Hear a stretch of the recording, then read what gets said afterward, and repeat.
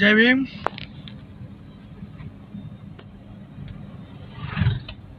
D Solanki युवा भीमसेना राष्ट्रीय सेवक। तमाम भीम सैनिको, आंबेडकरवादी, बहुजन समाजना समाज सेवको, मूल निवासी योद्धाओ અને ખાસ કરીને માતાઓ બહેનો મોટી સંખ્યામાં જોડાઈ જાય અને જે મિત્રો જોડાઈ ગયા છે વધુમાં વધુ શેર કરશે કે બહુ સમય પછી તમારી વચ્ચે આવ્યો છું અને મારે અગત્યની વાત કરવી છે કે સમાજને બદલવા માટે, સમાજને મોટી ઊંચાઈ પર લઈ જવા માટે શું જરૂરી છે। મારા પ્રમાણે કે જેટલા મેં બાબા સાહેબને વાંચ્યા છે, સમજ્યા છે, જેટલો સમજવાની મેં કોશિશ કરી છે અને ભવિષ્યની અંદર, વર્તમાન કાળની અંદર અત્યારે આપણે શું કરી શકીએ છીએ, ખાસ કરીને યુવાનો શું કરી શકે, ઓફલાઈન થયા પછી પણ વધુમાં વધુ શેર થાય। મારા જે યુટ્યુબમાં આઈડી છે એમાં પણ આ અપલોડ થશે। તો આજે હું છેલ્લા 3 વર્ષથી આ સમાજની મૂવમેન્ટમાં જોડાણો છું, બાબા સાહેબની મૂવમેન્ટમાં, મૂળ નિવાસી બહુજન સમાજની જે મૂવમેન્ટમાં જોડાણો છું 2015થી, જ્યારથી હું રાજકોટમાં દેખાતું હતું, વિકાસશીલ ગુજરાત દેખાતું હતું, મુંબઈથી હું જોતો હતો તો મને એવું થઈ ગયું કે ભાઈ મોદીએ તો ભાઈ ગુજરાતને બદલી નાખ્યું। પણ ખરેખર જ્યારે હું ગુજરાતની અંદર આવ્યો ત્યારે મને ખબર પડી કે ગુજરાત તો બદલાણું છે, પણ એ મનુવાદી, બ્રાહ્મણવાદી અને જે જાતિવાદી લોક છે એ લોકોનો જ વિકાસ થયો છે, પણ જે SC, ST, OBC, minority, Bahujan મૂળ નિવાસી સમાજ છે એનો હજી સુધી વિકાસ થયો નથી। તો એના માટે મેં મનમાં નક્કી કર્યું કે હું મારા જીવનના જેટલા કલાકો, જેટલા દિવસો, જેટલા અઠવાડિયા, જેટલા મહિના, જેટલા વર્ષો હું બાબા સાહેબની મૂવમેન્ટમાં આપી શકું એટલા હું આપીશ। એટલે પાછું ઉનાકાંડ થયું એટલે બહુ મને દુઃખ થયું, એટલે મેં પછી નક્કી કરી દીધું કે મારું આખું જીવન મારે આ સમાજના અને બાબા સાહેબના મૂવમેન્ટમાં ન્યોછાવર કરી નાખવું છે મારે। એટલે પછી આપણે યુવા ભીમસેના બનાવી 2015માં રાજકોટથી સ્ટાર્ટ કર્યું, ગુજરાત લેવલે અત્યારે 19 રાજ્યોમાં હાલે છે।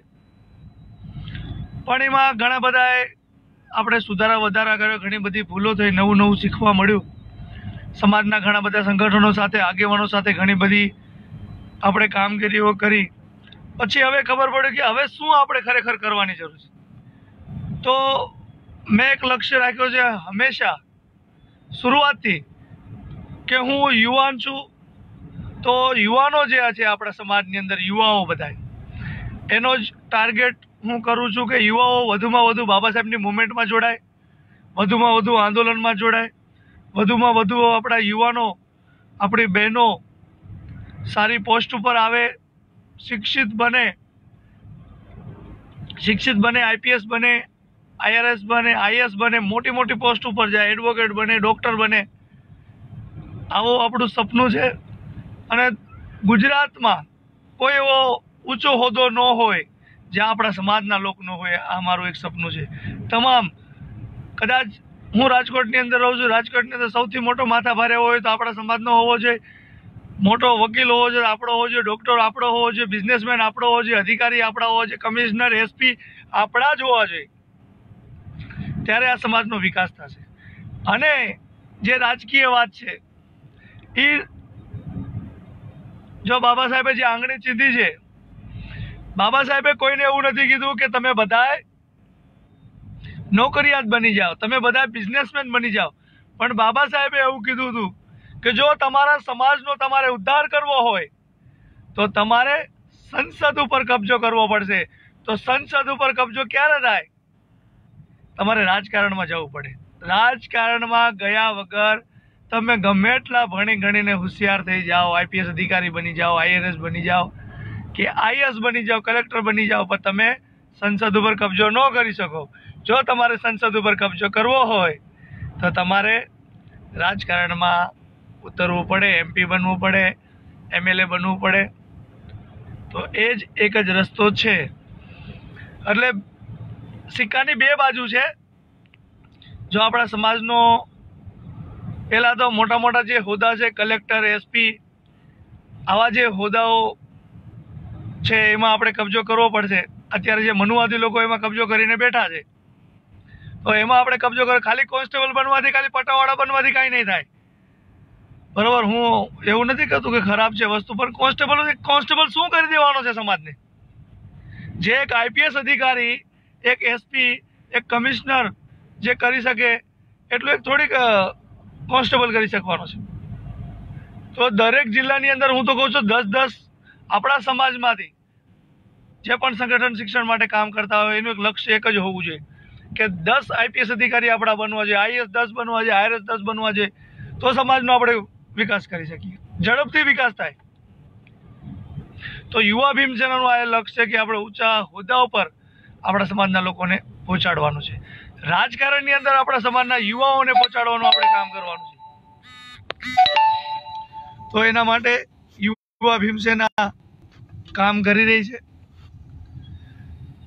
તો અમે એક નક્કી કર્યું છે, ઘણા બધા સમાજના એડવોકેટો, જજો, રિટાયર્ડ જજ, અધિકારીઓ સાથે ચર્ચા કર્યા પછી કે આપણા સમાજના યુવાનો ઘણા બધા આંદોલનમાં જાય છે, ફસાઈ જાય છે.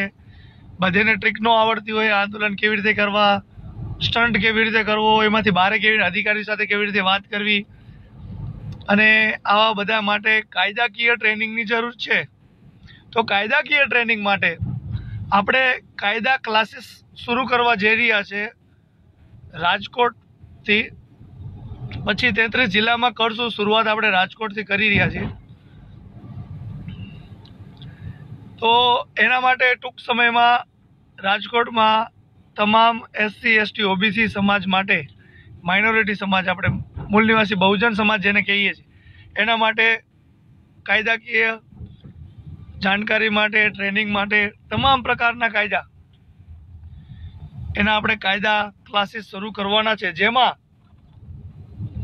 ગુજરાત લેવલના આપણા સમાજના SC, ST, OBC માઇનોરિટી સમાજના જે કાયદાના ખૂબ જાણકાર છે, એમાં રિટાયર્ડ જજ છે, એડવોકેટો છે, અધિકારી, પોલીસ અધિકારીઓ છે, કોઈ રિટાયર અધિકારી હોય, કોઈ સોશિયલ મીડિયાના ઘણા બધા મિત્રો જાણકાર છે, જે પણ કાયદાના જાણકાર છે, આ તમામ લોકોને આપણે બોલાવીને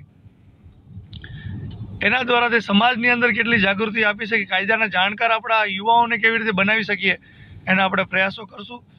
આ સક્સેસ થશે. અને આ ક્લાસીસ આપણે ફ્રીમાં રાખવાના છે. આના પછી આપણે 33 જિલ્લાની અંદર જિલ્લા વાઇઝ, અમદાવાદમાં વાત ચાલે છે, અમારે જામનગર, દ્વારકામાં, કચ્છમાં ઘણી જગ્યાએ વાત ચાલુ છે, અરવલ્લીમાં. તો જે એક પછી એક જિલ્લામાં આપણે ચાલુ કરશું.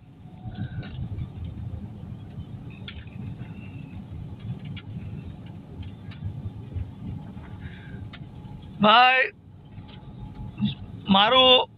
હું જેને IPS બનાવીશ, જેના માટે હું ખર્ચો કરીશ, હું પહેલા એક વસ્તુ ક્લિયર કરવા માંગુ છું કે આંબેડકરવાદી બૌદ્ધિસ્ટ હશે એને જ. અત્યારે તો જનરલ બધા માટે છે કાયદા ક્લાસીસ શરૂ, બધા માટે. પણ અમે રાજકોટમાંથી 10 IPS ની અમે તૈયારી કરીએ, એવા 10 IPS તૈયાર કરવા માંગીએ. 5 બહેનો, 5 ભાઈઓ હોય આપણા, પણ એક અમારી શરત હશે, બૌદ્ધિસ્ટ આંબેડકરવાદી હોવા જોઈએ.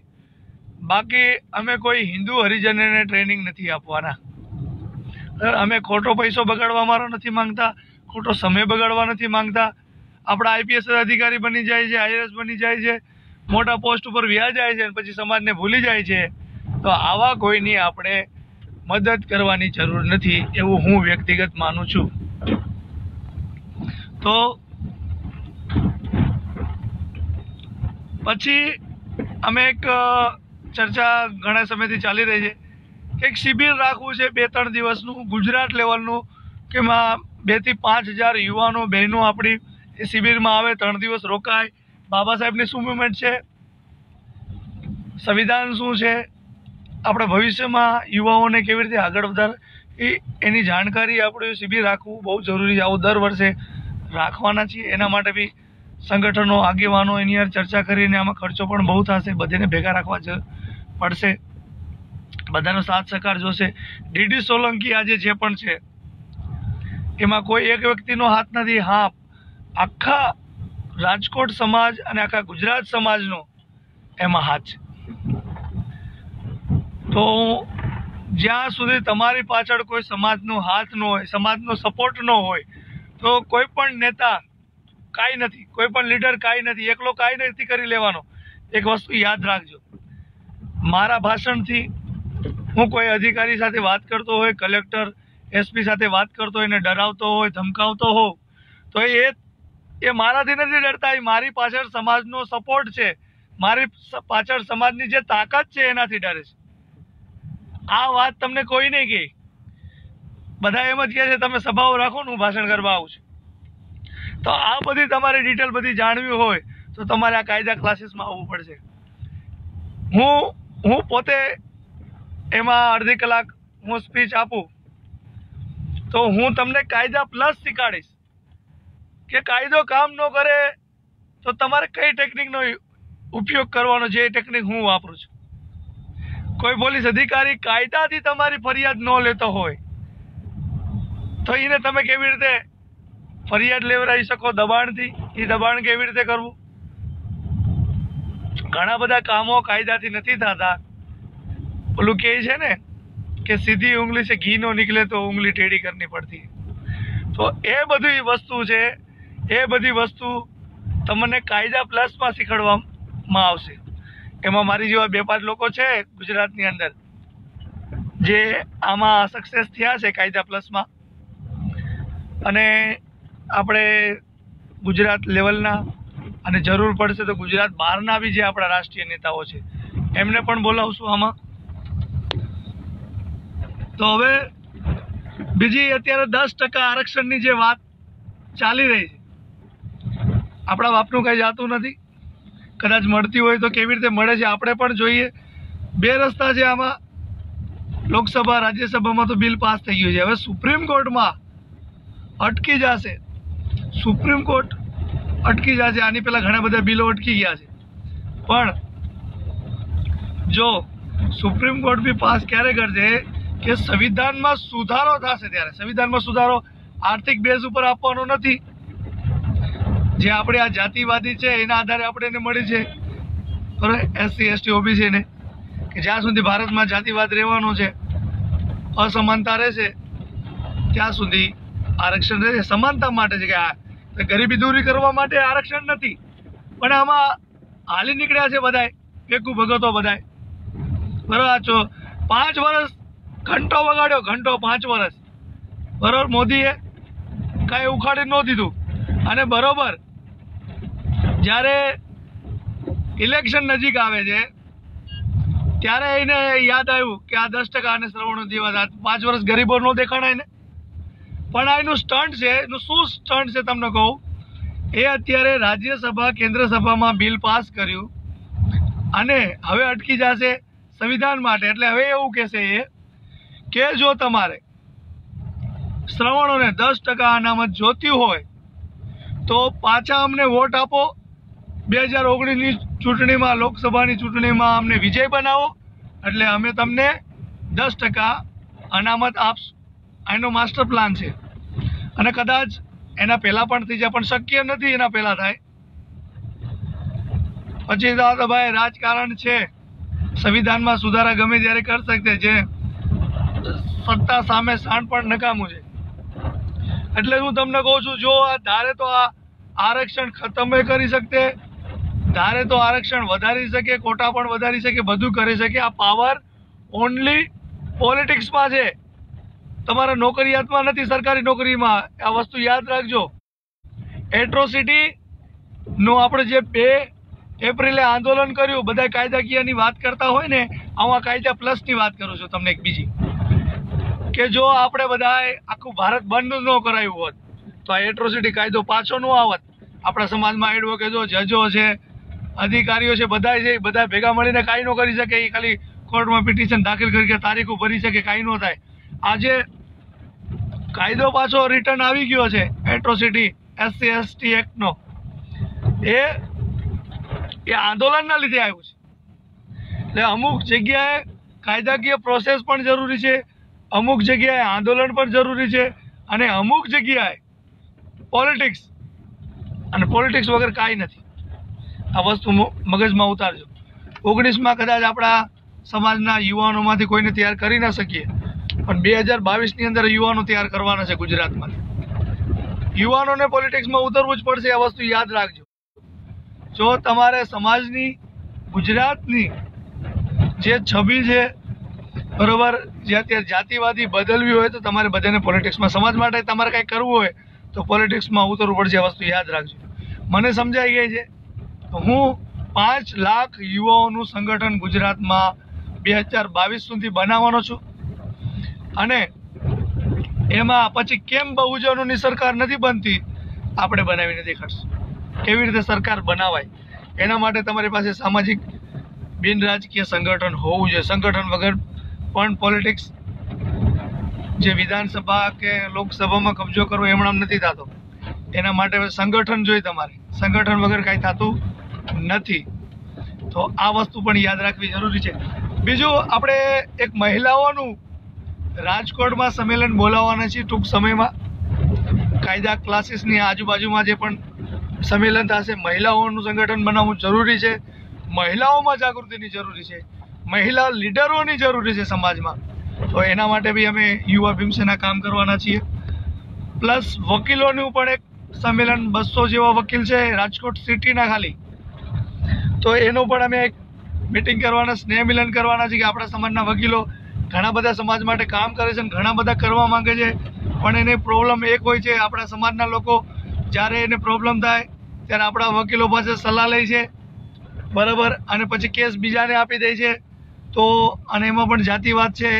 આપણા સમાજોને બીજા સમાજના લોકો કેસ ઓછા આપે છે. તો આપણો પૈસો આપણામાં જ ફરે, બરાબર. તો એના માટે આપણા વકીલોને આપણે સંગઠિત કરવા પડશે. વકીલોને આપણે સાથ સહકાર લેવો પણ પડશે અને આપવો પણ પડશે. હું શું કરી શકું છું ને, હું એટલું જ બોલવાનું. કોણ બીજું શું કરે છે મારો વિષય નથી. મારો વિષય છે કે ડીડી સોલંકી યુવા ભીમસેના સમાજ માટે શું કરી શકે છે. હું એમાં ફોકસ 2019માં દેવાનો છે. બાકી કોને શું કર્યું, શું કરવાનો છે, મને એમાં કોઈ ઇન્ટરેસ્ટ નથી. તમને જે ફાવે એ કરો. હું શું સમાજને આપી શકું છું મારા સંગઠન દ્વારા, હું એટલું આપવા માંગુ છું. અને એના પછી SC/ST સમાજના 60,000 શિક્ષકો છે ગુજરાતમાં. તો આ શિક્ષકોનું જિલ્લા વાઇઝ એનું સંમેલન બોલાવીને કે શિક્ષકો સમાજને શું મદદરૂપ થઈ શકે છે એના ઉપર આપણે કાર્યક્રમો કરશું.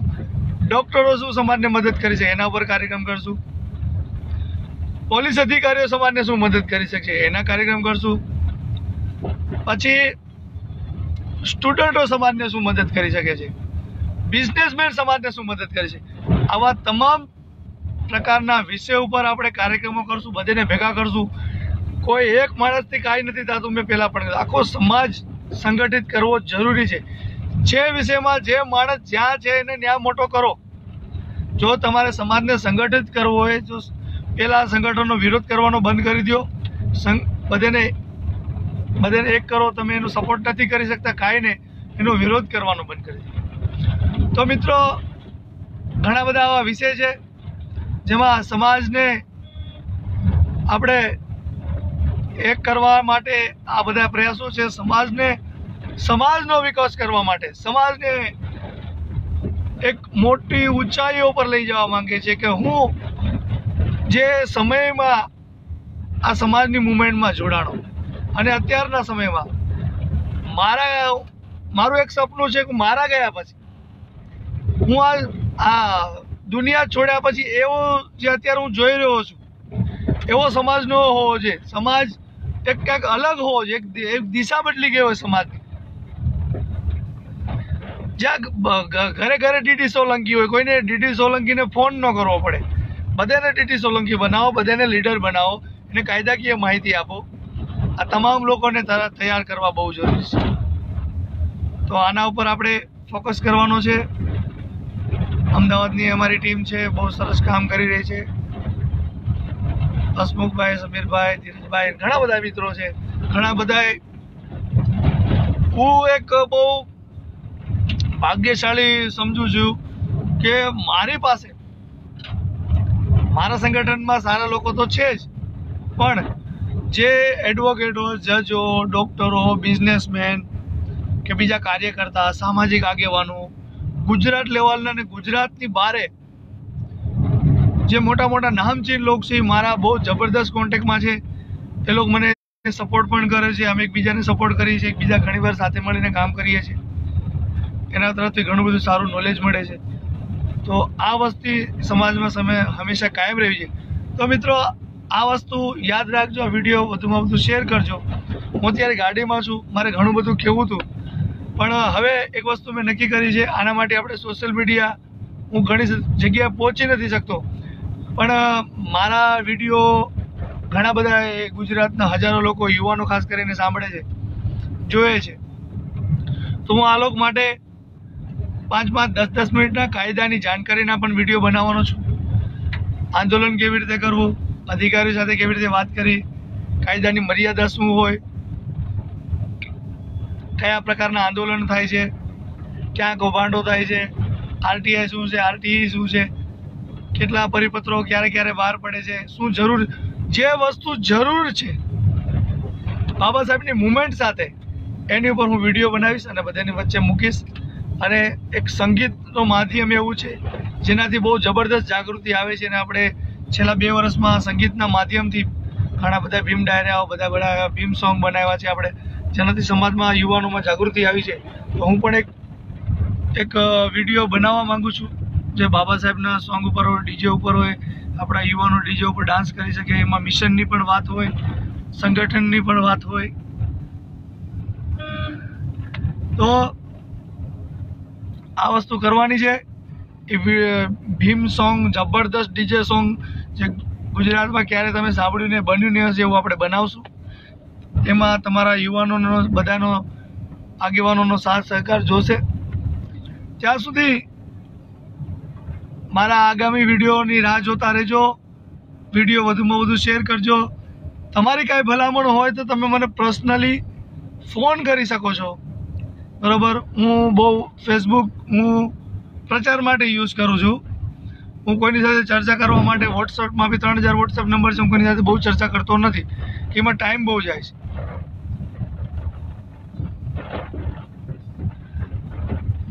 કોણ જે કરે છે એને કરવા જોઈએ, જે નથી કરતા એના માટે કંઈક વિચારશું. હું અત્યારે મારા ગામમાં આવ્યો છું, બહુ સમય પછી આવ્યો છું, બરાબર. તમને મારું ગામ બતાવી દઉં, તમે બધા ભેગા થઈ ગયા છો. આ મારા મકાન છે, જૂના મકાન, કાકા મોટા આપણો વાસ છે. ગામના એન્ટ્રી થાય એમાં જ અમારા એક ભાઈ ચાલ્યા જાય છે. અમારું ગામ છે, ગામનું પાદર, ગામ જુંડાળા, તાલુકો જસદણ, જિલ્લો રાજકોટ. સરસ મજાનું ગામનું પાદર છે. બાબા સાહેબનો ફોટો લગાડ્યો છે અહીંયા. ધીમે ધીમે ગામનું પાદર છે, જબરદસ્ત મોટું.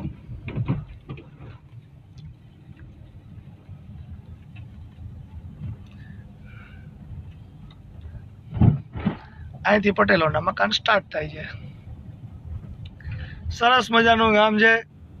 જ્યારે પણ હું નિરાશ થઈ જાઉં, બીમાર થઈ જાઉં, કોઈ પણ સમસ્યામાં હોઉં, ત્યારે 1-2 દિવસ અહીં રોકાવા આવી જાઉં છું. પણ અત્યારે હું બીજા કામથી આવ્યો છું અને બસ અડધી કલાક રોકાઈશ અને તરત નીકળી જઈશ. કે ટાઈમ બહુ ઓછો છે. મારા બેનના ઘરે મારે જવાનું છે.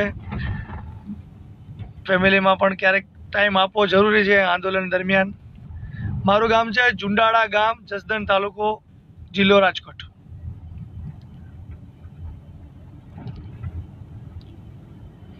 અહીંથી નીચેથી લઈ લેજો. આપણા બધા મકાનો છે, આ પ્લોટ છે, આ બધા સમાજના મકાનો છે. સોલંકી અને મારું પરિવાર બે જ અટકના લોકો ગામમાં રહે છે. 40-50 મકાનો હશે આપણા. આ બધા એ તમે જોઈ લ્યો.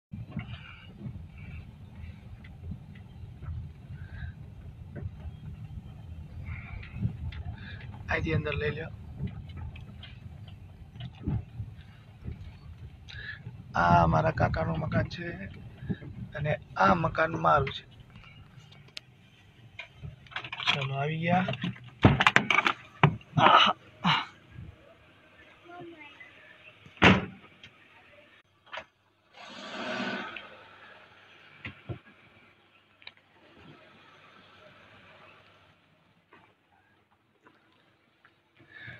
અમારું મકાન છે. મારા મમ્મી પપ્પા અહીંયા રહે છે અને બહુ સમય પછી હું આવ્યો છું, તો મમ્મી પપ્પાને મળી લઉં. ત્યાં મળશું. જય ભીમ, જય ભારત.